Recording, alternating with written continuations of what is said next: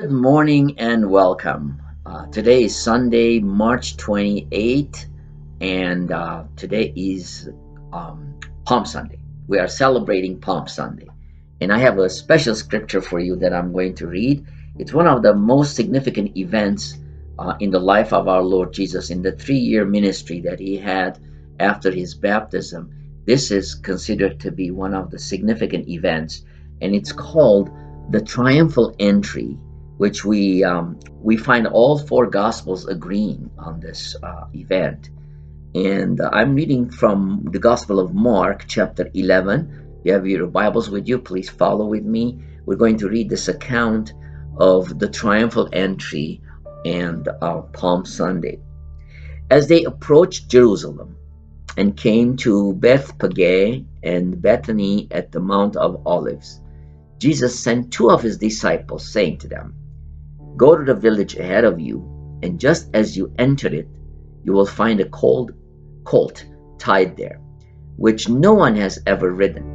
Untie it and bring it here. If anyone asks you, 'Why are you doing this?' tell him the Lord needs it and will send it back here shortly." They went and found the colt outside in the street, tied at a doorway. As they untied it, some people standing there asked, "What are you doing, untying that colt?" They answered as Jesus had told them, and the people let them go. When they brought the colt to Jesus and threw their cloaks over it, he sat on it. Many people spread their cloaks on the road, while others spread branches they had cut in the fields. Those who went ahead and those who followed shouted, "Hosanna! Blessed is he who comes in the name of the Lord. Blessed is the coming kingdom of our father David. Hosanna in the highest." Once again, like I said, this is one of the significant events in the life of our Lord Jesus Christ in the 3 year ministry that he had. But this event is called the triumphal entry, or Jesus' visit to Jerusalem. So the question that we would like to start this morning is, why did Jesus visit Jerusalem? I mean, why this special entry to Jerusalem? Jesus was always in Jerusalem. He visited the temple. He was with the people. But why this significant event? Why did Jesus want to enter Jerusalem? Well, let's talk about the fact that when he decided to enter Jerusalem, he came humbly. He said he chose a colt. He chose like a small donkey, and back then in the Middle East, when people rode the donkey, it was a peaceful sign, versus people who rode the horses, like the Romans who rode the horses and came in with all their infantry. They were coming for a different reason. So the reason Jesus visited Jerusalem is because he had a different purpose. His purpose was not to conquer Jerusalem. Because after him, after Jesus, a lot of people, a lot of kings, a lot of emperors tried to conquer Jerusalem and take over and say, "This is mine." But his purpose was not that. Remember, there were 9 crusades that happened in Jerusalem, and all of these kings came and wanted to conquer. The last king that came was King Edward I of England, and in 1271 he decided to go to Jerusalem, take his infantry to Jerusalem, and conquer and take over. But it was not successful, because as much as he tried to do that last crusade, which was called the Ninth Crusade, he was not successful to conquer Jerusalem. He was not able to take over, but Jerusalem stayed under the rules of the barbarians until of course, in 1948, when Jerusalem became independent and the Jewish nation had independence, called the independence of Israel in 1948. But until then, Jerusalem was not stable. A lot of barbarians came and wanted to take over.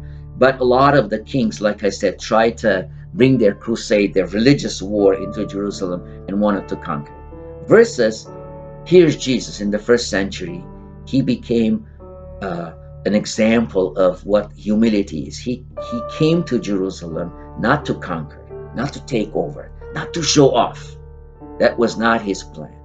Because Jesus is the Son of God. He could have come, he could have entered Jerusalem with victoriously, and he could have entered it with horses and angels and all kinds of infantry if he wanted to. And he even said it to the people. If I want, I can just order right now, and the angels will come and take over, when he was being arrested. But he didn't do that. His purpose was not to conquer. His purpose was to come and to die. Why did Jesus die? He died because there had to be a sacrifice. There had to be a lamb that needed to be sacrificed. And remember, when he was baptized, John the Baptist said, "Behold the Lamb of God who takes away the sin of the world." So he came to Jerusalem to die. He came to shed his blood for us. And that was necessary because God is love and Jesus is love. That was his sacrifice. That was his grace. That was his mercy, because he wanted to save the world. He wanted to save you and me. So what happens? Jesus enters Jerusalem, and we see that at the end, we see that there's two kinds of responses. People respond in two different ways. The people who believed in him, they started saying Hosanna, which means save us, Lord, because they believed that he was the Savior. But there were others who were very passive about it, and when Jesus entered the temple afterwards, he saw that people were just carelessly trying to sell and buy, and they had turned the temple into a business place, into a place of business instead of worship. And Jesus was very much angered about that. God is angered when we take Jesus, his son, and don't acknowledge the fact that he is the King of Kings. He is the Lord of Lords. And he has not come to conquer, but he has come into Jerusalem. He has come into our own temple, our lives, and he wants to change it. And he wants to become the Lord and the King of our individuals, of our temples. So there were two responses to that. Some believed in him, it says. Some called Hosanna. Blessed is the one who comes in the name of the Lord. But others were very passive, and they went on and then did not care about who Jesus is and why he came to Jerusalem. Why salvation? Why the sacrifice? Why the cross? Why the death of Jesus? And a lot of people, ask that question. Why was Jesus crucified? Why that vulgar scene? Why would Jesus shed his blood and die on that cross and bear that pain? The Son of God. Why would he do that? He would do that because there had to be a sacrifice which was not with any blame. It had to be a sacrifice that was pure, and Jesus was the purest lamb that came and gave his life for us. So what will your attitude be today on Palm Sunday, as Jesus comes into our lives, as Jesus visits our churches and visits our cities and visits our nation, and gives us that personal visit? What will be your attitude? Will you say, "Oh, I don't care about Jesus, I don't need Jesus"? And a lot of people will say that today, unfortunately. They will say, "You know what, I don't need Jesus in life. I'm independent. I can do whatever I want. I'm successful, I'm independent, and I can do whatever I want." But then they don't realize that sin had to be dealt with, and God did something about it. God sent his son, Jesus Christ, his only begotten son, to die for us so that we will have eternal life. God gave us eternity. God gave us eternal life. God gave us salvation through his son, Jesus Christ. And that's something that we all need. What will be your response today? As I pray, as we light the candle and go into prayer mode, I would like to invite you to open your heart and invite this Jesus, the Messiah, into your life and say, "Lord Jesus, I'm not passive. I understand why you came to Jerusalem. You did not come to conquer. You did not come to show off and show that you are the Son of God and then you can do anything you want. No, you came humbly and you came to serve and not to be served. That's what you told the people, and that's what you tell us today.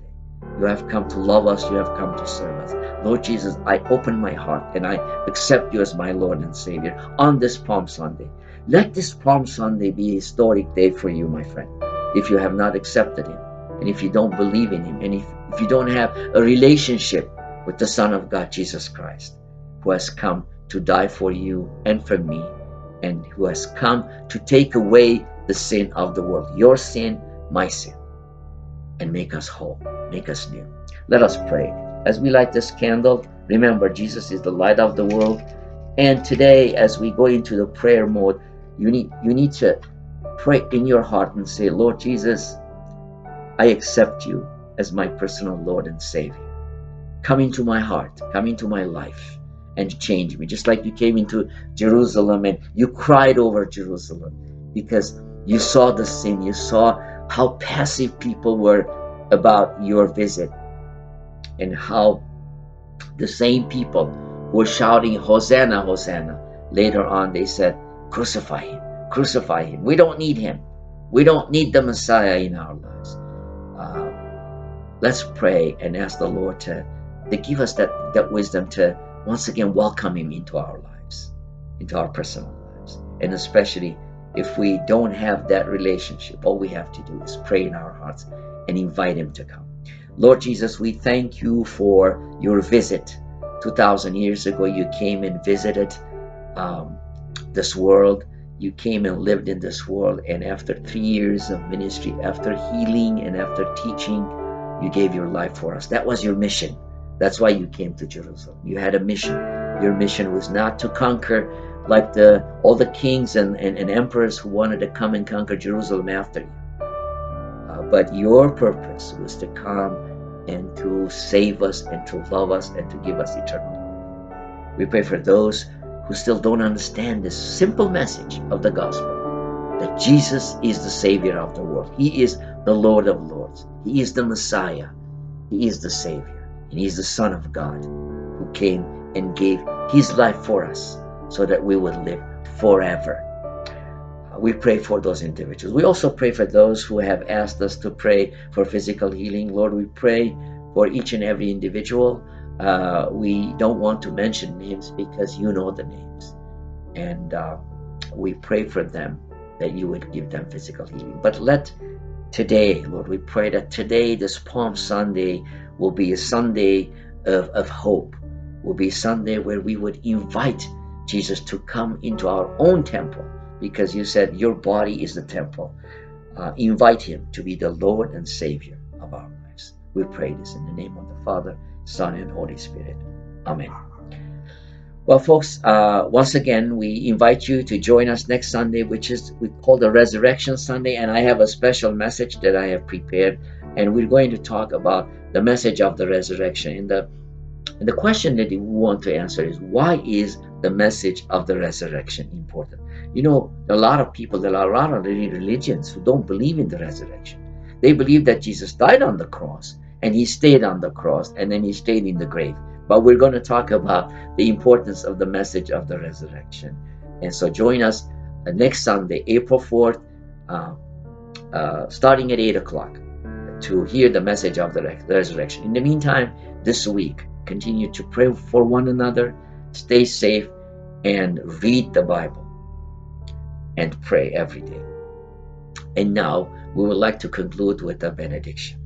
And the benediction that I love the most is the one that the Apostle Paul has written at the end of almost every letter that he wrote to the churches, which goes like this: and now may the grace of our Lord Jesus Christ, love of the Father, and the fellowship of the Holy Spirit be with each and every one of us